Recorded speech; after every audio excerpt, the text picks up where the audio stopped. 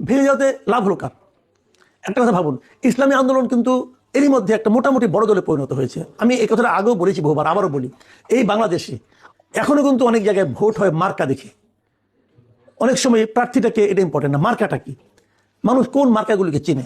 বাস্তবতা হলো এদেশের মানুষ এখন পর্যন্ত গত কয়েক বছরের ইতিহাস থেকে আমি বলতে পারি মার্কা চিনি কয়েকটা, একটা হলো নৌকা, একটা ধানের শীষ, একটা লাঙ্গল আর একটা হাত পাখা। আপনারা বলবেন তাহলে আমি দাঁড়িপাল্লা বললাম না কেন?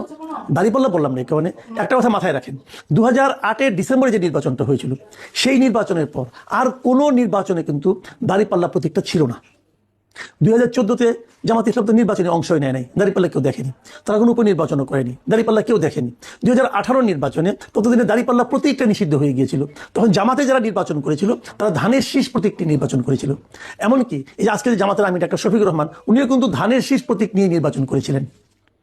জামাতের নির্বাচন কেউ করে দাঁড়িপাল্লা ছিল না। 2024-এর নির্বাচনে দাঁড়িপাল্লা মার্কা ছিল না।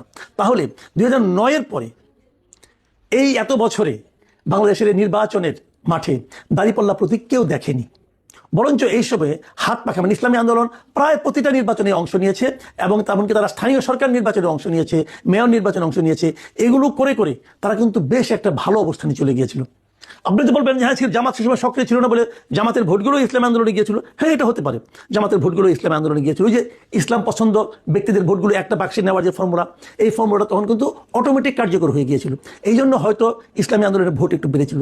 কিন্তু পাশাপাশি এটাও সত্য, ইসলামী আন্দোলন এই সময়ে এই ফাঁকা মাঠে তারা কিন্তু ইসলামী রাজনীতির একটা ভ্যাকুয়ামকে কাজে লাগিয়ে বেশ ভালো একটা ভোট ব্যাংক করতে পেরেছে। কাজে ইসলামী আন্দোলন কিন্তু একটা আমার বিবেচনায় একটা বড় দল, একটা বেশ বড় দল।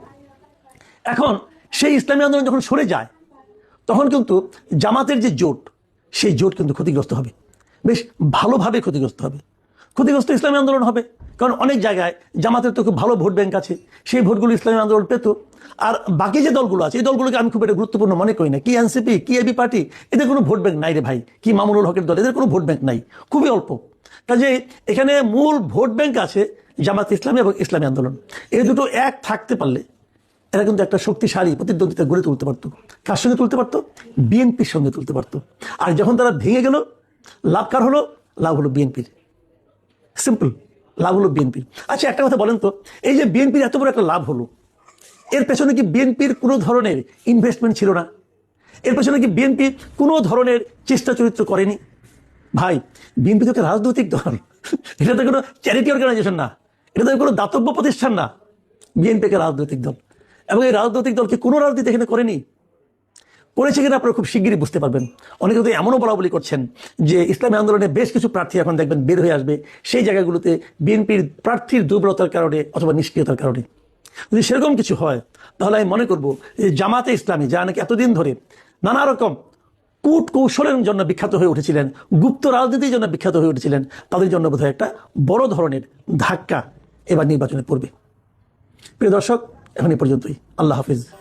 Subscribe my YouTube channel and connect with us